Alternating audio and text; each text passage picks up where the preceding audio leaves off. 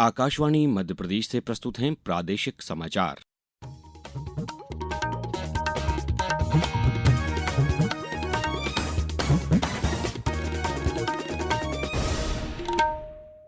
नमस्कार, समाचारों के साथ मैं अभिषेक कटियार। सबसे पहले इस बुलेटिन के मुख्य समाचार। प्रधानमंत्री नरेंद्र मोदी ने प्रमुख परियोजनाओं को समय पर पूरा करने के दिए निर्देश।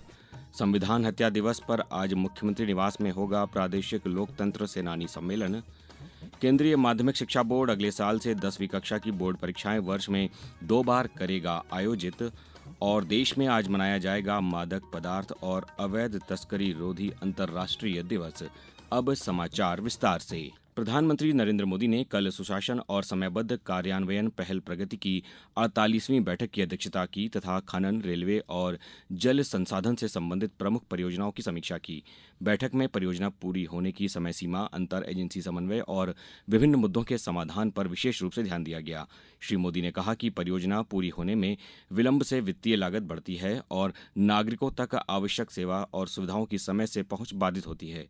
प्रधानमंत्री आयुष्मान भारत स्वास्थ्य अवसंरचना मिशन की समीक्षा के दौरान श्री मोदी ने सभी राज्यों से स्वास्थ्य संबंधी बुनियादी ढांचा तेजी से विकसित करने का आग्रह किया। संविधान हत्या दिवस पर आज मुख्यमंत्री निवास में प्रादेशिक लोकतंत्र सेनानी सम्मेलन का आयोजन किया जाएगा। उल्लेखनीय है कि भारत में 25 जून 1975 को लागू किए गए आपातकाल को लोकतांत्रिक इतिहास का काला दौर मानते हुए संविधान हत्या दिवस के रूप में अधिसूचित किया गया है। राज्य में संविधान हत्या दिवस कार्यक्रमों के अंतर्गत विविध गतिविधियों के संचालन के निर्देश दिए गए हैं। इनमें भारत की लोकतांत्रिक परंपरा और इसके आयामों पर निबंध, वाद विवाद प्रतियोगिताओं और संगोष्ठियों का आयोजन भी शामिल है। इसके अलावा नई दिल्ली से प्रारंभ हो रही 6 मशाल यात्राएं देश के विभिन्न इलाकों में भ्रमण करेंगी। वहीं कल इंदौर में आपातकाल विभीषिका विषय पर संगोष्ठी में मुख्यमंत्री डॉ मोहन यादव ने कहा कि आपातकाल के विरुद्ध लड़ाई देश के लोकतंत्र को बचाने की लड़ाई थी।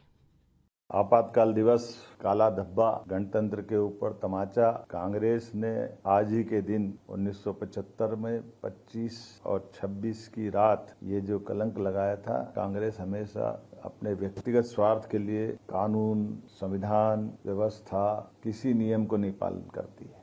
केंद्रीय कृषि मंत्री शिवराज सिंह चौहान आज इंदौर में सोयाबीन उत्पादन को लेकर एक बैठक करेंगे। बैठक का आयोजन भारतीय कृषि अनुसंधान परिषद के अंतर्गत आने वाले राष्ट्रीय सोयाबीन अनुसंधान संस्थान इंदौर में किया जाएगा। बैठक में मध्य प्रदेश, राजस्थान और महाराष्ट्र के कृषि मंत्री सहित सोयाबीन उत्पादक प्रमुख राज्यों के अधिकारी, संबद्ध संस्थानों के पदाधिकारी, प्रगतिशील किसान एवं अन्य सभी हितधारक शामिल होंगे।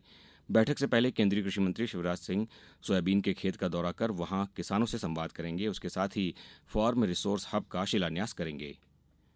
मुख्यमंत्री डॉ मोहन यादव ने कल इंदौर के पुलिस कमिश्नरेट कार्यालय में देश के पहले सामुदायिक मध्यस्थता केंद्र का लोकार्पण किया। मुख्यमंत्री डॉ मोहन यादव ने कहा कि मध्यस्थता से न केवल मामलों का निपटारा होता है अपितु समाज में आपसी विश्वास पैदा होता है। उन्होंने कहा कि मध्यस्थता की सोच को मध्य प्रदेश सरकार गांवों तक ले जाने के प्रयास करेगी, जिससे गांवों में भी परस्पर सौहार्द का माहौल बन सके। सच में मैं आपके लिए ये कलेक्ट्रेट की आपने बात कही, निश्चित रूप से हम तो करेंगे, लेकिन ये हमारे नीचे तक, गांव तक भी वो माहौल बने तो हमारी सरकार का द्वारा प्रयास रहेगा कि ये गांव के अंदर का भी जो आत्मीयतापूर्ण वातावरण है वैसे ही बनना चाहिए, उस तरह से ही बनना चाहिए जो पंचायत पद्धतियां। क्योंकि ये बात सही है कि आज के इस दौर में इसी बात की आवश्यकता। मध्य प्रदेश उच्च न्यायालय की इंदौर खंडपीठ के प्रशासनिक न्यायाधिपति विवेक रूसिया ने बताया कि इंदौर में 22 मध्यस्थता केंद्रों में 27 विभिन्न सामाजिक समूहों के 125 मध्यस्थ के द्वारा 5000 से अधिक मामलों को सुलझाया गया। अब समाचारों में वक्त है एक ब्रेक का। ये समाचार आप आकाशवाणी मध्य प्रदेश से सुन रहे हैं। ये समाचार बुलेटिन YouTube पर Madhya Pradesh news All India Radio पर, फेसबुक के साथ ही X platform AIR news Bhopal page पर सुने जा सकते हैं। आप हमारी वेबसाइट newsonair.gov.in पर या न्यूज ऑन AIR ऐप पर भी समाचार सुन सकते हैं। समाचारों में पुनः आपका स्वागत है।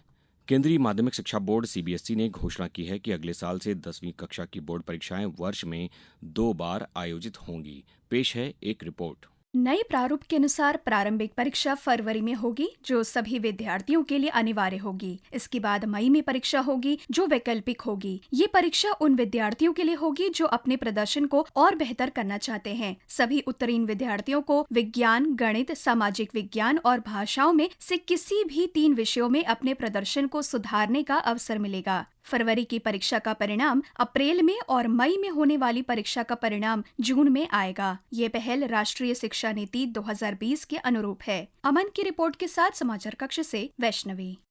आज मादक पदार्थ और अवैध तस्करी रोधी अंतर्राष्ट्रीय दिवस है। ये दिवस मादक पदार्थ मुक्त अंतर्राष्ट्रीय समाज का लक्ष्य प्राप्त करने के लिए कार्रवाई और सहयोग मजबूत करने का आह्वान करता है। इस अवसर पर आज नई दिल्ली के डॉक्टर अंबेडकर अंतर्राष्ट्रीय केंद्र में एक कार्यक्रम आयोजित किया जाएगा। इस कार्यक्रम में केंद्रीय सामाजिक न्याय और अधिकारिता राज्य मंत्री BL वर्मा मुख्य अतिथि होंगे। नशा मुक्त भारत अभियान के तहत जून तक 15 करोड़ 78 लाख से अधिक लोगों को जागरूक किया गया है। इधर प्रदेश में नशा मुक्त भारत अभियान का राज्य स्तरीय समापन समारोह आज सामाजिक न्याय एवं दिव्यांगजन सशक्तिकरण मंत्री श्री नारायण सिंह कुशवाहा के मुख्य आतिथ्य में आयोजित किया जाएगा। इसमें नशा मुक्त भारत अभियान से जुड़े स्वयंसेवी संगठनों के प्रतिनिधि, वॉलंटियर और जन प्रतिनिधि सम्मिलित होंगे। भारत के ग्रुप कैप्टन शुभांशु शुक्ला ने 3 अन्य अंतरिक्ष यात्रियों के साथ एक्सियोम 4 मिशन के लिए कैनेडी अंतरिक्ष केंद्र से कल दोपहर 12:01 पर उड़ान भरी। 3 अप्रैल 1984 को राकेश शर्मा के बाद शुभांशु शुक्ला अंतरिक्ष में जाने वाले पहले भारतीय हैं।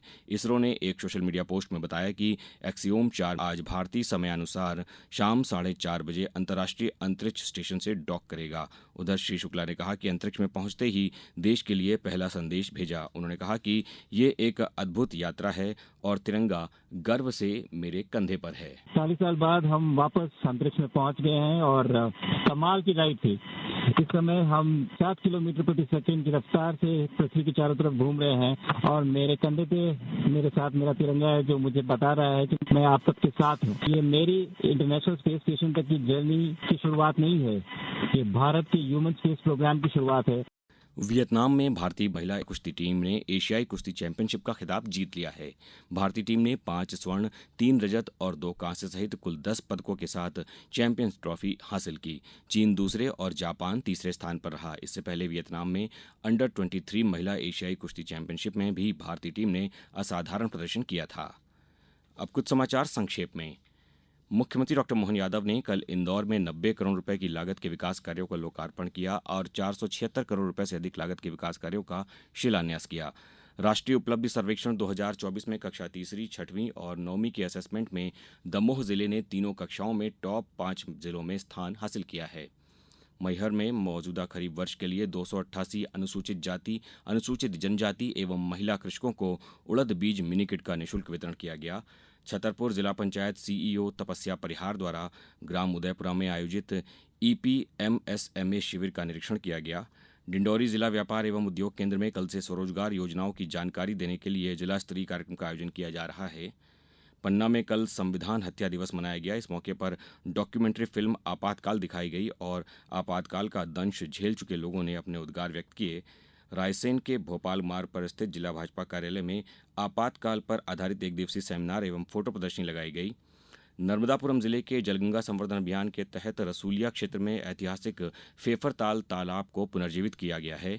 खंडवा में मुख्य चिकित्सा एवं स्वास्थ्य अधिकारी डॉक्टर OP जुक्तावत ने बताया कि जिला स्वास्थ्य समिति की बैठक आज कलेक्टर कार्यालय के सभाकक्ष में आयोजित होगी।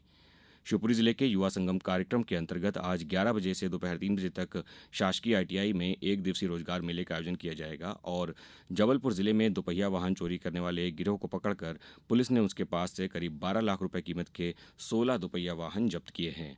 अंत में मुख्य समाचार एक बार फिर। प्रधानमंत्री नरेंद्र मोदी ने प्रमुख परियोजनाओं को समय पर पूरा करने के निर्देश दिए। संविधान हत्या दिवस पर आज मुख्यमंत्री निवास में होगा प्रादेशिक लोकतंत्र सेनानी सम्मेलन। केंद्रीय माध्यमिक शिक्षा बोर्ड अगले साल से 10वीं कक्षा की बोर्ड परीक्षाएं वर्ष में 2 बार आयोजित करेगा और देश में आज मनाया जाएगा मादक पदार्थ और अवैध तस्करी रोधी अंतर्राष्ट्रीय दिवस। इस बुलेटिन में बस इतना ही। अगला बुलेटिन दोपहर 2:10 पर। नमस्कार।